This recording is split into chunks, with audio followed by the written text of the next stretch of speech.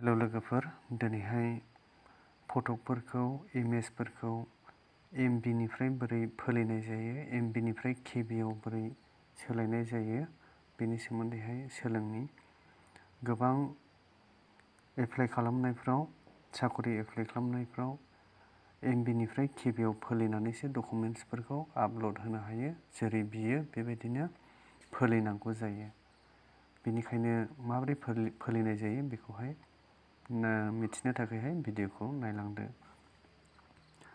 अब्ला गिबियावनो image compressor बे एप्लिकेसनखौहाय डाउनल'ड खालामनो नांगौ।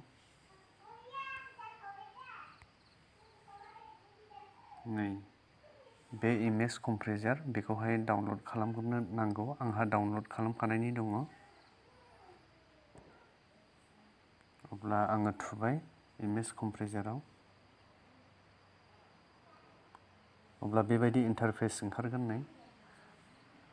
बेवहाय लेफ्टथिं खना गोजौआवहाय बेवहाय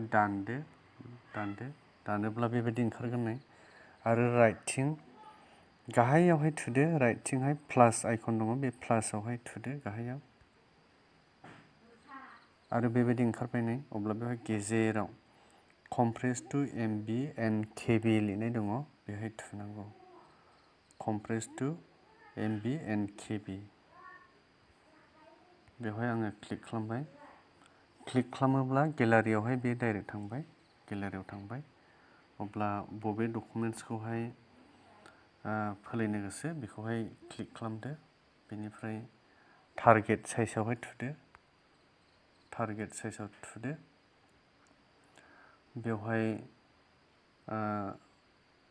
50 MB ब्ला 50 KB ब्ला 50 थुदो। ओमफ्राय नैबेथिंजाय MB आव होनो ना KB आव होनो, बेसेबां होनो नोंनि गोसो बायदि बेवहाय खालामनो हागोन आरोखि।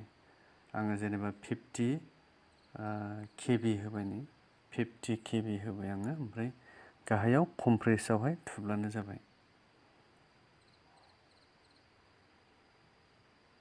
अब्ला बियो गिबियावहाय दङमोन 2.6 MB, ओमफ्राय 2.6 MB निफ्राय बेखौ फोलिनानैहाय 36.9 KB आवहाय फोलिनाय जाबाय।